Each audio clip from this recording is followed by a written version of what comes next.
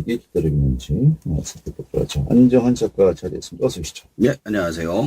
네, 오늘은 어떤 책 준비하셨습니까? 자, 오늘은 정리하는 뇌라는 책을 소개해 드리겠습니다. 정리하는 뇌 디지털 시대. 어떤 책입니까?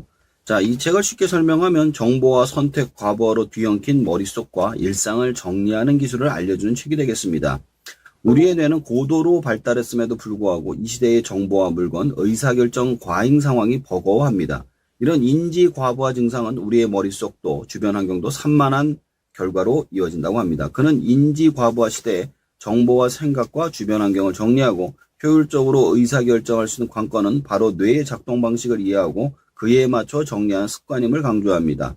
뇌 신경과학, 인지심리학, 행동경제학 등 다양한 분야의 최신 연구들을 토대로 일상의 온갖 것들을 잊어버리지 않게끔 체계적으로 정리하는 법을 비롯해 인간관계를 더 창의적이고 생산적으로 정리하는 법 등 디지털 시대에 필요한 정리 정돈을 알려주고 있습니다. 정보 과부하 시대. 머릿속을 정리하는 기술이라. 정리하는 것도 기술이 필요한 거예요. 이 책의 저자는 누구죠? 저자 데니엘 J. 레피트는 인지심리학자이자 신경과학자이며 베스트셀러 작가, 현재 몬트리올 맥길 대학에서 심리학, 행동신경과학 교수로 재직 중이며 음악지각, 인지 전문인식을 위한 레비틴 연구소를 운영하고 있습니다. 미국 과학진흥협회, 심리과학협회, 캐나다 왕립협회 석학회원으로 활동하고 있고 AT&T, 애플, 마이크로소프트, 미국 해군, 소니 등 세계 유수 조직의 자문역을 담당해 왔습니다. TV, 라디오 프로그램 출연 및 잡지 기고 활동을 통해 심리학과 신경과학의 대중화에 힘쏟고 있으며 저서로는 뉴욕타임스 베스트셀러 1위를 차지한 뇌의 왈츠, 호모 무지쿠스가 있습니다. 절대음감 및 음악 인지에 관한 신경과학 논문으로 유명하며 말콤 글라드웰이 아웃라이어에서 언급해서 세계적으로 화제를 모은 1만 시간의 법칙을 과학적으로 연구한 장본이기도 하죠. 네. 자, 그런데, 책에서는 우리가 하루에 처리해야 되는 정보의 양이 증가했다라고 이제 기본 전제를 깔지 않았습니까? 예. 도대체 얼마나 증가했던 겁니까?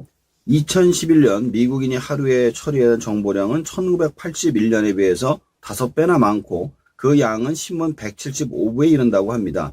30년 전만 해도 비행기나 철도 예약은 여행사에서 다 알아서 해주었고 가게에서는 점원이 물건을 함께 찾아주었지만 이제 이런 일들도 대부분 우리가 직접 해야 합니다. 이렇게 디지털 시대에 접어들면서 해당 분야 전문가나 회사가 부가 서비스로 하던 일을 우리가 직접 해야 하는 일을 그림자 노동이라고 하는데 이러한 그림자 노동이 급격하게 늘었고 기대했던 여가 시간은 오히려 줄었습니다. 물건도 선택사항도 폭발적으로 늘었기 때문입니다. 슈퍼마켓에서 장 볼 때 1976년에는 9천여 종의 상품에서 고민했다면 이제는 4만여 종의 상품을 두고 고민해야 된다면 쉽게 이해를 할 수 있을 것입니다. 네. 자, 그럼 이렇게 중간 정보가 어떻게 또 왜 우리의 뇌를 복잡하게 만드는 겁니까? 자, 우리의 뇌는 고도로 발달했지만 인류 역사의 대부분을 차지한 선사시대 수렵 채집인의 생활에 맞춰 진화한 탓에 이 시대의 정보, 물건, 의사결정 과잉 상황이 버거울 수밖에 없습니다. 인지 과부하 증상은 우리의 머릿속도 주변 환경도 산만해지는 결과로 이어진다고 합니다.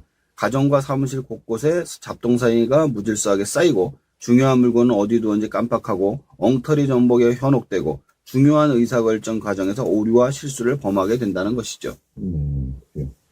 자, 아무튼 정보와 선택의 과잉이 의사결정에서 오류와 실수를 범하게 하기 때문에 정리를 해야 된다는 것인데 구체적으로 어떻게 하라는 겁니까? 그래서 정리하는 뇌가 필요하다는 것입니다. 물건과 시간과 공간을 분류하고 다시 묶는 과정을 통해 정리를 하게 되다 보면 효율적으로 활용이 가능하며 선택이나 일을 하는 데 있어 잊어버리거나 실수하는 일이 줄어들게 됩니다. 책 속에서는 물건을 분류하는 법과 일정을 정리하는 법, 그리고 스마트 기기를 분류해서 사용하는 방법에 대해서 알려주고 있습니다. 그래. 자, 그렇다면 물건들은 어떤 방식으로 분류해서 정리를 하는 게 좋다라고 생각합니까? 우선적으로 가장 중요한 것은 물건의 속성에 대해서 정의를 하고 분류해서 정리해야 된다는 겁니다. 즉 찾기 편하게 분류해야 된다는 얘기인데요. 예를 들어서 망치와 드라이버는 무언가를 만들 때 쓰기 편하기 때문에 같은 분류에 들어가게 됩니다. 따라서 같은 서랍 안에 항상 넣어놓는 것이 나중에 찾기 편하죠. 그리고 서류는 서류끼리 묶어서 분류를 하되 서류 안에서 매일 쓰는 것과 가끔 쓰는 것으로 분류를 해서 정리를 하는 것이 빠르고 정확하게 찾을 수 있습니다.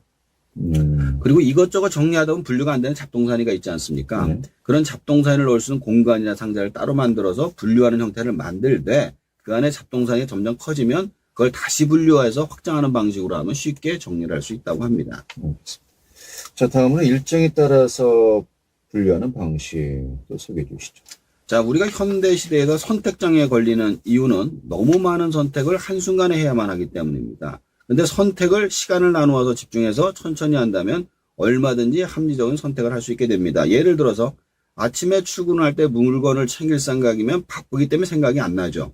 그래서 출근 시 가져갈 물건을 신발장 옆에 놓는 겁니다. 또한 일을 하다 보면 급한 일이든지 꼭 해야 하는 일이지만 지금은 할 수 없는 경우가 있거나 누군가에게 부탁을 해서 일해야 되는 경우가 많습니다. 예를 들어 병원에 가야 하는데 병원을 당장 갈 수가 없어서 언제 병원을 갈 것이다 라고 일정을 저장해 놓고 다른 시간을 비워놓는 거죠.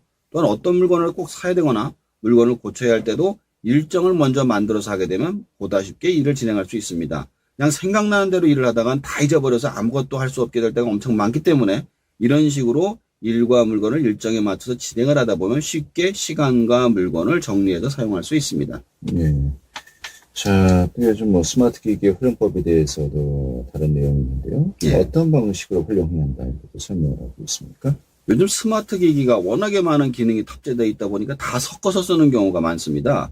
근데 실제로 노트북, 스마트패드, 스마트폰을 쓰는데 대부분 스마트폰으로 업무를 다 보고선 다른 기기들을 활용을 하는 경우가 많습니다. 책상에서 이렇게 쓰다 보면 스마트 기기 활용도가 떨어질 뿐만 아니라 뇌내에서 자신의 업무와 놀이가 분리가 안 돼서 기기를 대하는 태도가 문제가 생긴다고 합니다. 그래서 업무는 노트북으로 하고 스마트패드는 게임이나 영화 보는 용으로, 스마트폰은 전화를 받고 문자를 받는 용으로 분리해서 사용하는 것이 좋다고 합니다. 예. 자, 또 업무를 관리하는 방법 좀 설명해 주시죠. 우선 공사를 정확하게 구분해서 정리를 하는 것이 중요하다고 합니다. 예를 들어서 메일을 쓰더라도 개인 메일과 회사 메일을 구분해서 사용하는 것이죠. 그리고 명함이나 일적인 자리에서는 반드시 회사 번호와 그러니까 회사 메일만을 써야만 한다고 합니다. 그리고 개인적인 일에는 개인 번호와 개인 메일을 사용하는 게 좋다고 합니다. 이런 식으로 구분을 해야만 보다 쉽게 자신의 뇌 속에 있는 업무상 부분과 사적인 부분이 활용이 구분해서 편하다고 합니다. 또한 직장에서 개인적인 일을 될 수 있으면 보지 않으며 집에서 회사 일을 하지 않는 것을 습관을 들이라고 합니다.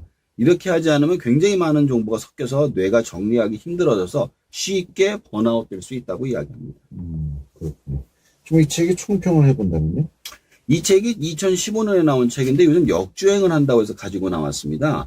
저도 사실 너무 스마트 기기를 많이 쓰다 보니 기억력 감퇴하고 일정 정리의 문제점을 인지하고 있습니다.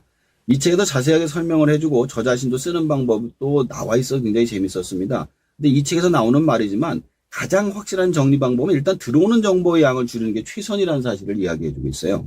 그렇다 해도 엄청난 정보는 앞에서 말씀드린 분류별로, 일정별로, 사용별로 나눠서 활용을 하시다 보면 보다 쉽게 정리를 하실 수 있을 겁니다. 알겠습니다. 자, 소위 얘기해서 정부의 홍수 시대에 살고 있다라고 하는데요. 그 홍수에 쓸려가지 말고요.